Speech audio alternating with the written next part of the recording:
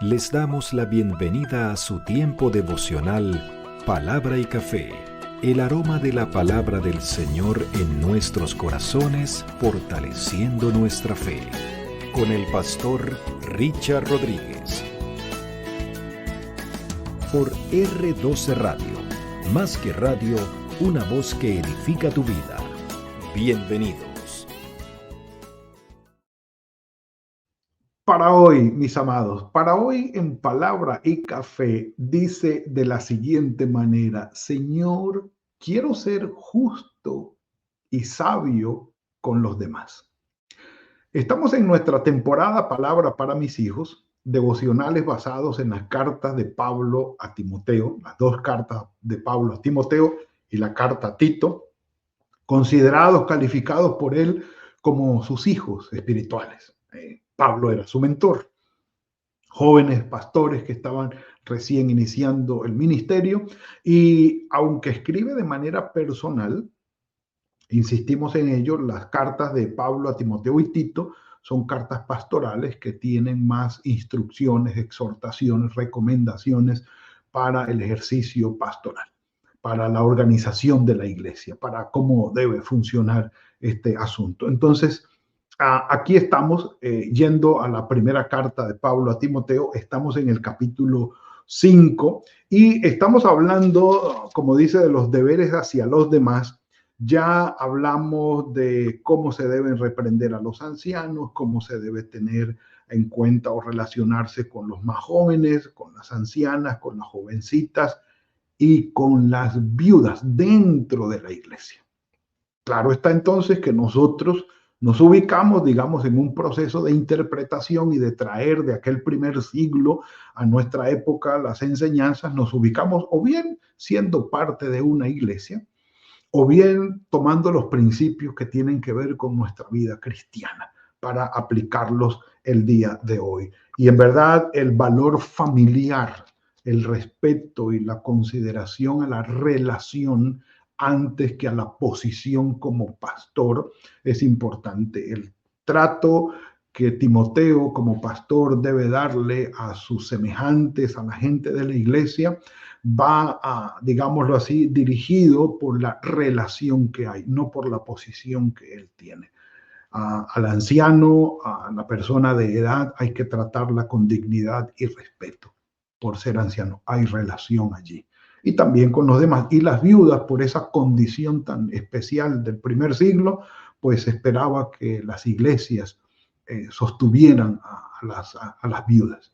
Dice Pablo, las viudas que en verdad lo son, es decir, viudas que estaban desamparadas y no tenían ningún tipo de ayuda, mayores de 60 años, dice allí, y que las menores de 60 años, pues que busquen la oportunidad de casarse si es factible, pero que se casen bien, estando ubicadas en ese yugo igual para que no vayan a apartarse de la fe. Y siguen adelante, este es el proceso que trae Pablo hablándole a Timoteo, pero viene a hablar aquí en los versículos 17, 18, 19, viene a hablar de los ancianos, pero no ya de los adultos por ser adultos o entrados en años, sino de aquellos que tienen autoridad dentro de la iglesia para gobernar, porque se hablaba de un presbiterio, de un consistorio, de un grupo de ancianos sabios, figura que viene incluso desde Israel, desde el antiguo Israel, donde había un grupo de ancianos que gobernaban, que tenían autoridad. Más adelante llegó el Sanedrín, un grupo de personas adultas, por supuesto, escribas, fariseos que debían ser casados, tener sus familias para tener ese, digamos, ese concilio gobernante sobre Israel, que Roma les permitió en el primer siglo dirigir o gobernar al pueblo. Es decir, el sumo sacerdote rendía cuentas al César, en este caso a Pilatos o a Herodes, y ellos les daban la concesión de gobernar y de administrar las leyes sobre su pueblo. Entonces, esta figura de ancianos que gobiernan es traspasada a la iglesia, y Pablo dice, los ancianos que gobiernen bien, perdón, primera carta de Pablo a Timoteo, capítulo 5, versículo 17. Los ancianos que gobiernan bien sean tenidos por dignos de doble honor, mayormente los que trabajan en predicar y en enseñar.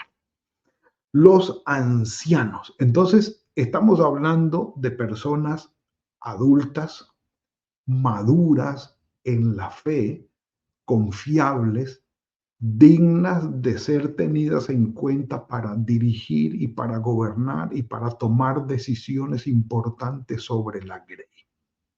Esto habla de algo muy importante. Estamos hablando de personas que estaban por encima de los 50, 60, hasta 70 años. Sí, Caleb fue a conquistar la tierra para él a sus 80 años. Entonces, estamos hablando de gente que ha llegado a la adultez con un nivel de madurez importante, reconocible, ¿sí? Y prácticamente visible. ¿Qué es lo que pasa con esto? Que la madurez en la adultez no es suerte, no es casualidad, no. Sí, señor, yo he conocido ancianos hoy, gente adulta que son necios, no son maduros, tampoco son ejemplos, son irascibles, si toman decisiones pésimamente, se relacionan pésimamente con la gente. Entonces, no hagamos cuentas para decir que todos los ancianos que están en la iglesia son dignos de confianza. No, no, no. Hay algunos ancianos que según la palabra del Señor, es decir, personas adultas, no han llegado a la madurez. No, algo les pasó que definitivamente cuando llegan adultos siguen siendo necios. Y eso lo dijo también Salomón en los Proverbios. He visto al rey viejo que es necio y al joven que es sabio. Entonces, porque el que hace sabio no es la edad. Quien hace sabio es el Espíritu Santo de Dios en nosotros, guiándonos por la palabra de Él. Mientras más palabra del Señor tengamos en nosotros a nivel de vida, de ponerla en práctica, más ancianos sabios seremos. Entonces, o más sabios seremos. Así que podemos llegar a la juventud siendo sabios según Proverbios. Sí, Señor. ¿Sí? Para ser sabio al joven, ¿sí? Al que apenas tiene una corta edad, porque encarna los principios de la palabra del Señor y los pone en práctica. Entonces, convengamos en esto, en decir que no todo anciano, por ser largo de días, es sabio. No. Y aún en nuestras iglesias hay personas que tienen gran recorrido en el Evangelio, pero no son sabios. No son ancianos maduros, son gente que todavía les hace falta, porque incluso dice Pablo, los ancianos que gobiernan bien, o sea, hay otros que no gobiernan bien. Tengamos eso en cuenta también, porque serán guiados por su egoísmo, por su egocentrismo y llegarán a realizar un tipo de gobierno bastante dañino. Entonces, Pablo le dice a Timoteo, a los ancianos hay que discernirlos muy bien, hay que evaluarlos bien y ver si han gobernado bien. A esos que gobiernan bien, habrán los que no gobiernan bien y si fuesen quitados de allí, pues con mucha más, digamos, razón sería necesario esto. Dice Pablo, a los ancianos que gobiernan bien, que sean tenidos por dignos de doble honor, y dice que la mejor traducción allí es como por doble paga, por doble salario. De manera especial los que trabajan en predicar y en enseñar dentro de la iglesia. Gente que se dedica a encarnar la palabra del Señor, a digerirla, ¿cómo se llama? A estudiarla y a tener estos procesos de interpretación y de arreglos para enseñar a la grey. Estos que trabajan en ellos dicen, denle doble salario o que tengan un buen salario para que vivan de ello, porque dice, no pondrás bozal al buey que trilla y digno es el obrero de su salario. Está refiriéndose Pablo, sí, a esos bueyes que estaban, por lo menos eran dos, en esos molinos de piedra, que caminaban en círculo por la forma del molino de piedra para mover el molino de piedra y triturar el trigo y sacar de allí la harina. Por supuesto que las ramitas de trigo, las cosas estas de trigo, caían al suelo Y los bueyes, mientras trabajaban, iban caminando. Entonces iban rumiando, que digo, nada, comiendo, iban trabajando, iban comiendo. Pero habían unos personajes, mis amados, que le ponían bozal a esos bueyes para que no se comieran el trigo que caía al suelo y ellos recogerlo y volverlo a echar. Esos son miserables. ¿Cómo es posible? Y entonces, después de una jornada de trabajo, con el buey con bozal puesto, lo sacaban, le quitaban el bozal y ahora sí, vete a buscar tu propio alimento después de haber trabajado tantas horas. Eso es inhumano, eso es indigno, eso es miserable. Así que Pablo dice, no, los que están trabajando en la congregación, que tengan buen salario, que vivan de ello, porque es propio, que vivan, no vas a poner bozal al buey que trilla, y el que trabaja es digno de su salario. Así que haya esa provisión. Pero hace Pablo la claridad al anciano que gobierna bien. Entendamos que habrán los unos que no gobiernan bien, que no tienen la suficiente madurez espiritual ni emocional para estar en posiciones de gobierno. Y que el Señor nos dé sabiduría para ello. Un café por eso, sí, señor. Y sigue diciendo, y ya vamos a llegar allí, al punto que tenemos para hoy. Contra un anciano no admitas acusación si no está apoyada por 2 y 3 testigos. Desde el antiguo Israel era esta regla. Si alguien venía a acusar a otra persona, mínimo 2 testigos, máximo 3, para poder tener una acusación formal y decidir sobre el asunto. Esto traspasa aquí a la iglesia en el Nuevo Testamento y también el Señor Jesucristo lo dijo, 2 o 3 testigos. Ve y reprende a tu hermano si está haciendo algo malo. Si no te oye, ve y trae a 1 o 2 testigos contigo para que haya testigos sobre el asunto. Si no los escucha, ve a la iglesia y si no escucha a la iglesia, vete, excomúlgalo, sácalo, porque definitivamente no tiene ni el corazón ni la actitud para estar allí. Entonces, contra el anciano, puede ser el anciano gobernante, este dirigente. Si alguien viene a hacer una acusación por cuanto es un líder y tendrá una reprensión, digámoslo, fuerte por el tipo de puesto que ostenta, entonces debe tener testigos.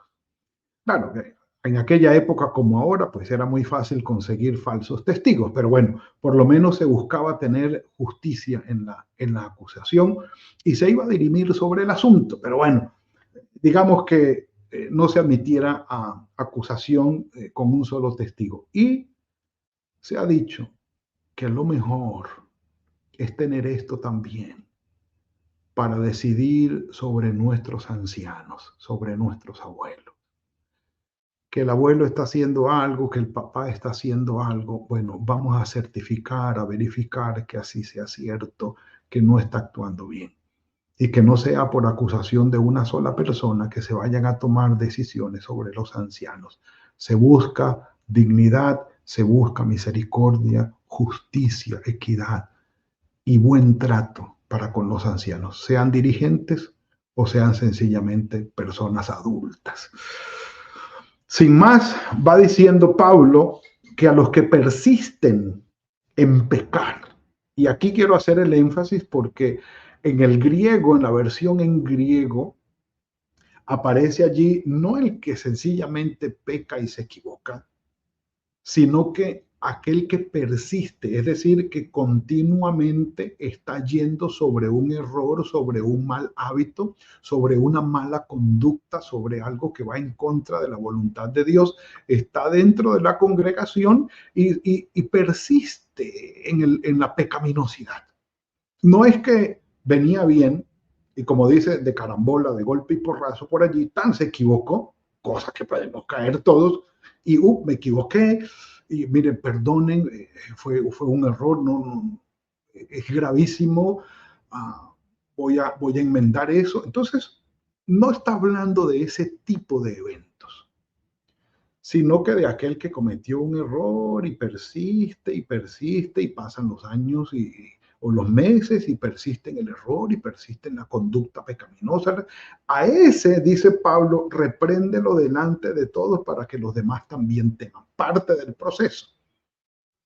Pero entendamos, no fue que el que cometió un error y se equivocó, entonces a ese traigámoslo y hagamos de él fiesta, mejor dicho, y pongámoslo en el paredón frente a toda la iglesia. No, no, a ese no, o a esa persona no, sino a aquel que de cabeciduro y de necio no ha escuchado los consejos, las reprensiones y las exhortaciones y se ha mantenido en el pecado.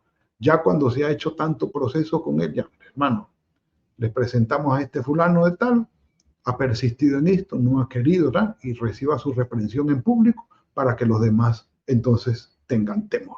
Pero dice, te encarezco delante de Dios, del Señor Jesucristo y de sus ángeles escogidos. Es decir, semejante cúmulo de testigos pone Pablo. Y esto, vuelvo y les digo, esto también es del Antiguo Testamento.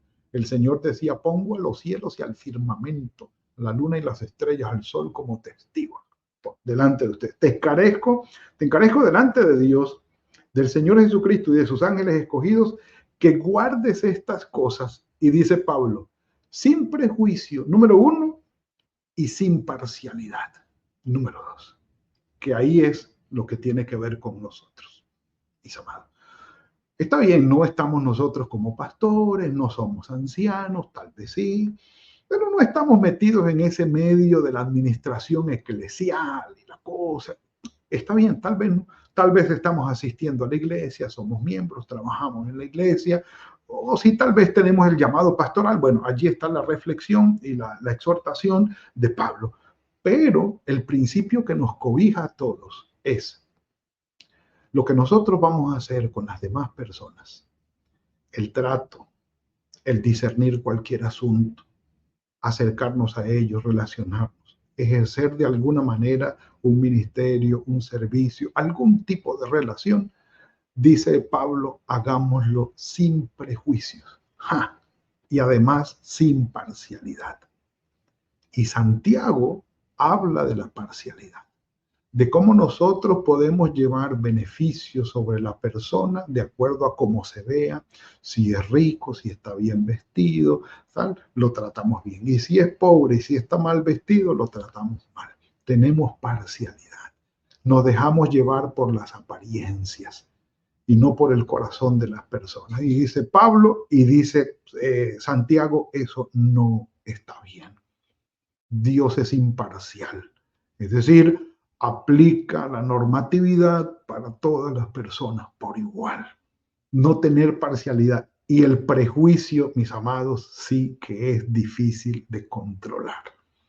Porque el prejuicio es básicamente el mal pensamiento, la sospecha o la duda que yo puedo tener previamente sobre una persona sin conocer la profundidad y sin haber discernido sobre el asunto que nos concierne. Somos dados al prejuicio y me incluyo porque, como ven, estoy hablando en primera persona del plural.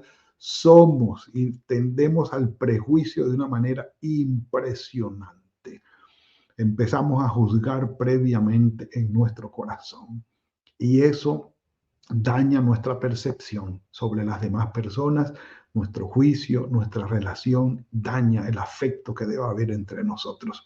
Sin prejuicio y sin parcialidad, ayúdame, Señor, a ser justo y sabio con los demás. Y que el Señor nos bendiga, mis amados. Vamos a orar. Padre, gracias por esta bendición que nos has dado hoy. Tu sabiduría sobre nosotros y la guía en el poder de tu Espíritu Santo para relacionarnos con las personas que están a nuestro alrededor. Ayúdanos en esto, Señor. Sin prejuicio y sin parcialidad. Ayúdanos, Señor, a estar en nuestras iglesias, a ser parte de ese cuerpo tuyo con toda tu bendición. A los que somos pastores, danos tu sabiduría para dirigir, para administrar todos los procesos eclesiales, Señor, buscando la gloria y la honra para ti y la bendición para las personas. Y a todos nosotros, Señor, Danos tu sabiduría para relacionarnos con los que nos rodean. Y que nada, Señor, salga de nuestras manos, de nuestra vida, sin que tenga tu bendición. Y allí donde nos equivocamos, Señor, que de seguro pasará, danos tu sabiduría también para reconocer el error, para enmendar y seguir. Llena nuestros corazones, como dice tu palabra, de mansedumbre y de humildad, para depender de ti, amarte y amar a nuestro prójimo. Te lo rogamos, Padre, en tus manos estamos, en el nombre de tu Hijo Jesucristo. Amén y amén. Mis amados, tiempo faltaría, pero ya, vamos adelante. Es un devocional. Espero que haya hablado el Señor a sus corazones. Que tengan muy buen día, fructífero día de la mano del Señor. Y nos veremos mañana, si el Señor lo permite, en otra entrega de Palabra y Café. Que el Señor los guarde. Gracias por compartir con nosotros este espacio de Palabra y Café. Hasta una próxima oportunidad por R12 Radio. Más que radio, una voz que edifica tu vida.